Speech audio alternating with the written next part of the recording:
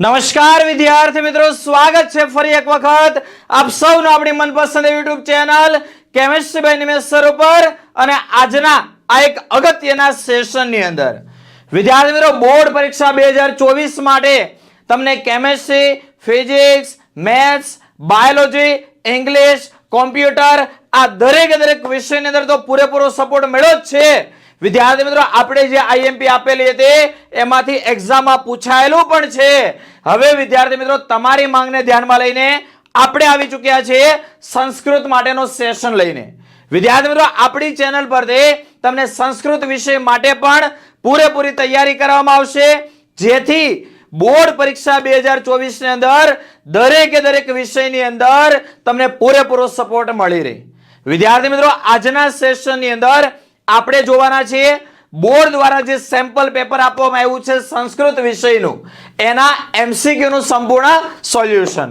ચાલો તો વિદ્યાર્થી મિત્રો વિડિયોને લાઈક કરી, ચેનલને સબસ્ક્રાઇબ કરી, બેલ આઇકન બટન પર ઓલ નોટિફિકેશન ઓન કરી દો, જેથી કરીને દરેક સેશનની નોટિફિકેશન તમારા સુધી પહોંચતી રહે।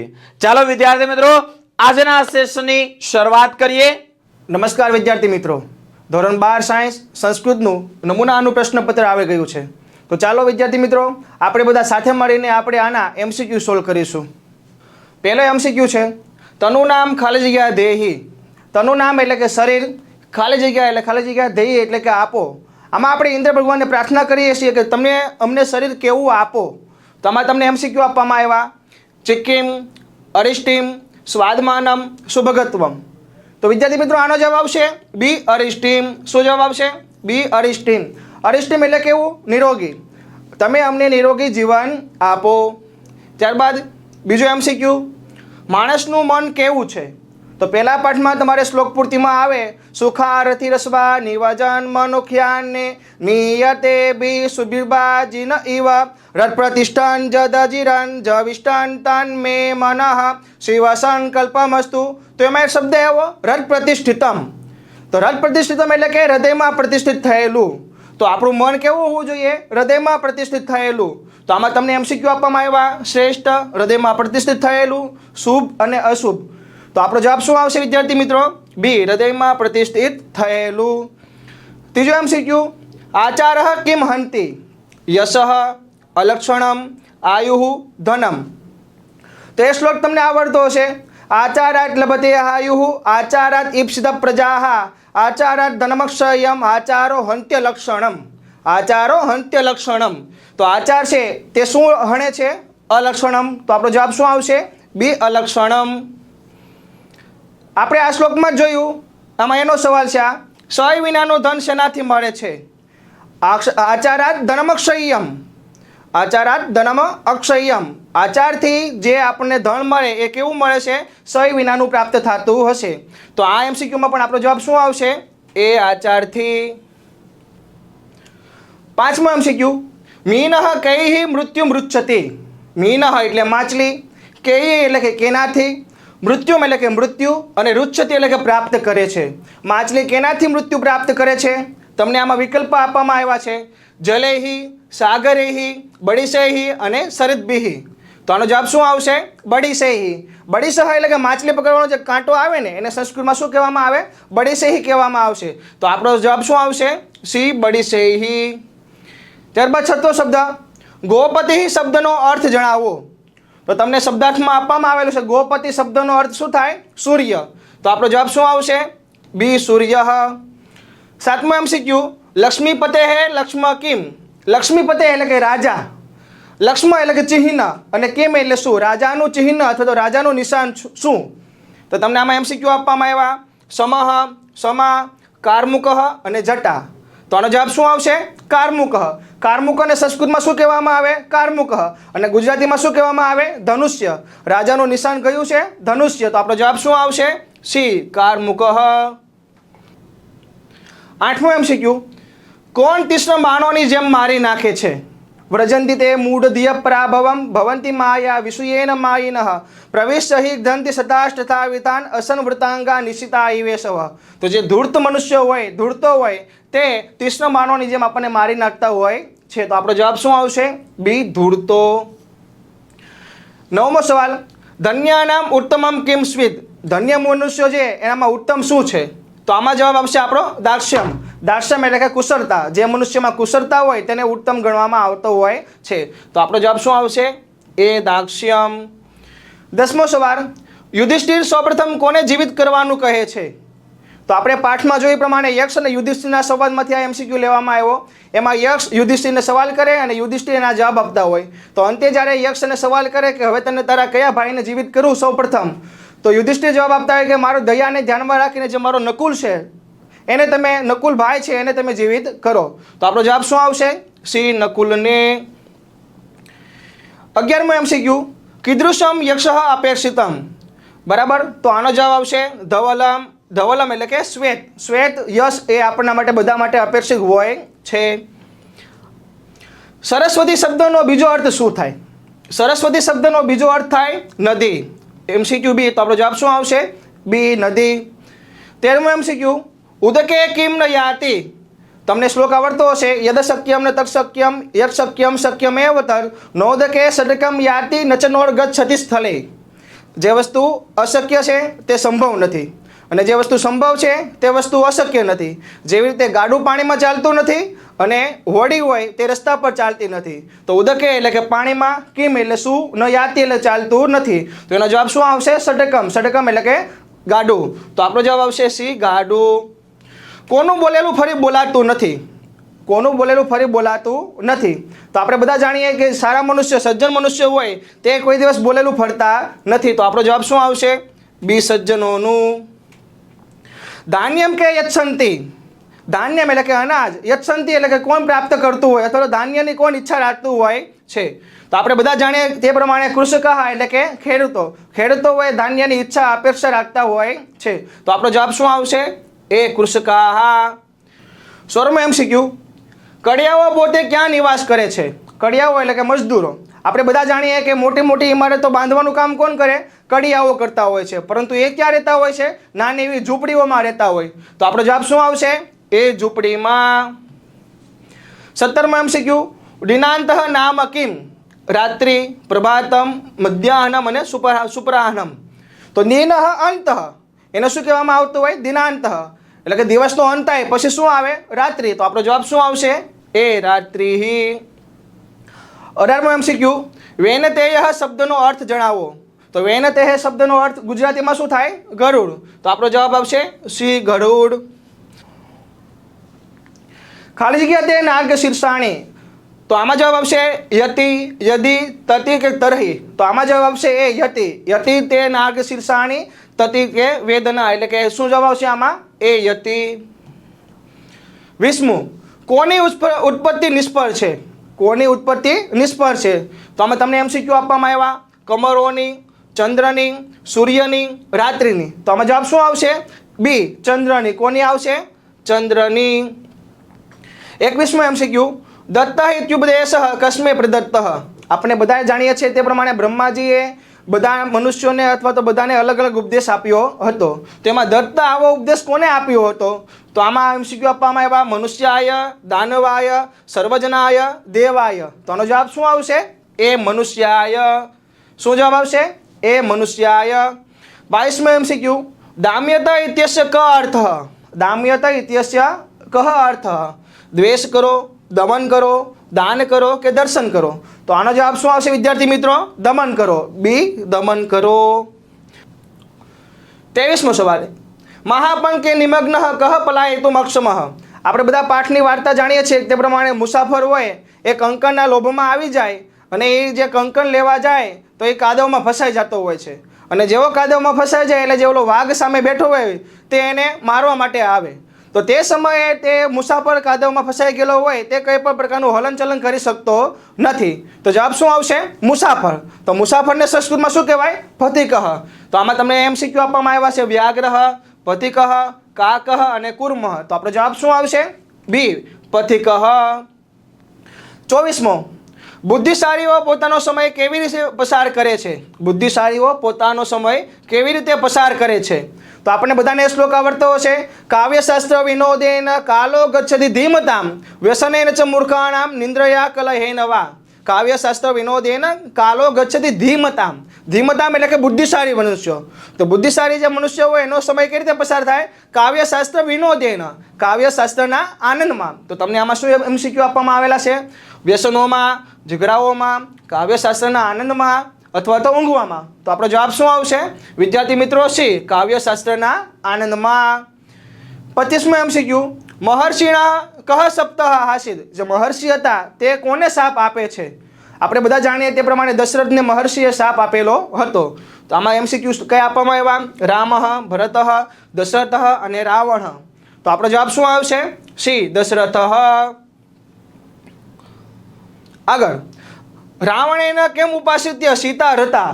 રાવણેન એટલે કે રાવણે, કેમ એટલે કે કોનો, ઉપાસિત્ય એટલે કે આશ્રય લઈને, સીતા એટલે કે સીતાજીને, રતા એટલે કે એનું અપહરણ કર્યું હતું. રાવણે કોનો આશ્રય લઈને સીતાજીનું અપહરણ કર્યું હતું? બલમ, માયામ, શાપમ, મોહમ. તો આનો જવાબ શું આવશે વિદ્યાર્થી મિત્રો? માયામ. રાવણે માયાનો આશ્રય લઈને સીતાજીનું અપહરણ કર્યું હતું. એટલે આપણો જવાબ આવશે બી, માયામ. દિશાયાહ સમાનતા નામ કિમ. દિશાયાહ સમાનતા નામ કિમ. તો દિશાયાહ સમાનતા નામ આત્મનઃ સમાનતા, વિચારસ્ય સમાનતા, ગતેઃ સમાનતા કે ઉદ્યોગે સમાનતા. તો આપણે બધા પાઠમાં અભ્યાસ કર્યો તે પ્રમાણે દિશાહ સમાનતા નામ વિચારસ્ય સમાનતા. જે વધુ ને વર હોય તે બંનેના વિચાર સેમ થાય એ અહીંયા વાત કરવામાં આવેલી છે. તો આપણો જવાબ શું આવશે? બી, વિચારસ્ય સમાનતા. 28મો, વધુ વરવ કેસામ સમક્ષમ સપ્તપદાની ચલંતી. જે વધુને વર હોય, વિવાહ સંસ્કારમાં જે વધુને વર હોય તે કોના સમક્ષ સપ્તપદાની એટલે કે 7 પગલાઓ ચાલતા હોય છે? ઈશ્વરસ્ય વેદસ્ય ચ, આત્મનઃ પરમાત્મનઃ ચ, ઈશ્વરસ્ય અગ્નેઃ સમાજસ્ય ચ, પુરોહિત યજમાનસ્ય સમાજસ્ય ચ. તો આપણો જવાબ શું આવશે આમાં? સી, ઈશ્વરસ્ય અગ્નેઃ સમાજસ્ય ચ. વિદ્યાર્થી મિત્રો જવાબ શું આવશે આમાં? સી. 29મો એમસીક્યુ, મહર્ષિ દયાનંદસ્ય નિર્વાણમ કદા અભવત. મહર્ષિ દયાનંદસ્ય નિર્વાણમ કદા અભવત. તમને એમસીક્યુ આપવામાં આવ્યા હોલિકાયામ, નવરાત્ર્યામ, એકાદશ્યામ, દીપાવલ્યામ. તો વિદ્યાર્થી મિત્રો આપણે બધા જાણીએ તે પ્રમાણે કે મહર્ષિ જે દયાનંદ હતા તેમનું મૃત્યુ દિવાળીના દિવસે થયું હતું. તો આપણો જવાબ શું આવશે? ડી, દીપાવલ્યામ. મહર્ષિ દયાનંદનું બાળપણનું નામ શું હતું? મહર્ષિ દયાનંદનું બાળપણનું નામ શું હતું? દયાશંકર, મૂળશંકર, પ્રભાશંકર કે રમાશંકર. તો આમાં આવશે બી, મૂળશંકર. મહર્ષિ દયાનંદનું બાળપણનું નામ કયું હતું? મૂળશંકર.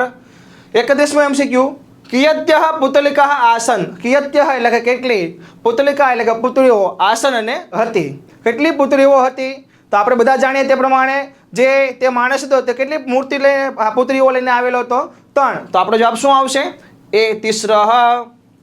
32મો એમસીક્યુ, દ્વિતીયાયાઃ પુતલિકાયાઃ કિયત મૂલ્યમ આસીત. જે એમાં બીજી પુત્રી હતી એનું મૂલ્ય કેટલું હતું? શતરૂપ્યકમ, સહસ્ર રૂપકમ, લક્ષ રૂપકમ કે રૂપક માત્રમ. તો આપણે બધા જાણીએ તે પ્રમાણે પહેલી પુત્રી હતી એનું કયું મૂલ્ય હતું? રૂપક માત્રમ. બીજીનું કેટલું હતું? સહસ્ર રૂપકમ. અને ત્રીજીનું કેટલું હતું? લક્ષ રૂપકમ. તો આપણો જવાબ શું આવશે? સહસ્ર રૂપકમ. 33મો એમસીક્યુ, આશ્રમે ભ્રાંતિ કુત્ર ન આસિત. આશ્રમે એટલે કે આશ્રમમાં, ભ્રાંતિ એટલે કે શંકા, કુત્ર ન એટલે કે ક્યાં, અને ન આસિત એટલે કે ન હતી. આશ્રમમાં શંકા ક્યાં ન હતી? તો આમાં તમને એમસીક્યુ આપવામાં આવેલા છે યજ્ઞ કર્મણી, શાસ્ત્રેષુ, મનઃસુ અને વ્રતેષુ. તો આનો જવાબ શું આવશે? શાસ્ત્રેષુ. કે આશ્રમમાં, શાસ્ત્રમાં કોઈને પણ કોઈ પણ પ્રકારની શંકા હતી નહીં. તો આપણો જવાબ શું આવશે? બી, શાસ્ત્રેષુ. ચક્ષુરાગઃ કુત્ર આસીત? મુનિષુ, પશુષુ, માનવેષુ, કોકિલેષુ. તો આપણે બધા જાણીએ તે પ્રમાણે આમાં જવાબ શું આવશે? ડી, કોકિલેષુ. 35મો એમસીક્યુ, કુંભલિકઃ લોષ્ટકૈઃ કમ તાડયતિ. જે કુંભલિક હતો, લોષ્ટકૈઃ એટલે કે માટીનો ટુકડો, એનાથી કોને મારે છે? એમસીક્યુ આપવામાં આવ્યા ચેટમ, વિદુષકમ, નાયકમ, પારાવતમ. તો આનો જવાબ શું આવશે? બી, વિદુષકમ. 36મો એમસીક્યુ, સહકાર ઇત્યસ્ય કો અર્થ. જે સહકાર શબ્દ છે એનો કયો અર્થ થાય? નિંબ વૃક્ષ, અશોક વૃક્ષ, આમ્ર વૃક્ષ કે વટવૃક્ષ. તો આનો જવાબ શું આવશે? બી, આમ્ર વૃક્ષ. સહકાર ઇત્યસ્ય કો અર્થ? આમ્ર વૃક્ષ. 37મો એમસીક્યુ, બાલાનામ કૃતે પુસ્તકસ્ય કીદૃશમ રૂપમ. કે બાળકો માટે પુસ્તક કેવું રૂપ ધારણ કરીને આવતું હોય છે? નૂતનમ નૂતનમ, નવીનમ નવીનમ, નવમ નવમ, નવ્યમ નવ્યમ. તો આમાં જવાબ શું આવશે? સી, નવમ નવમ.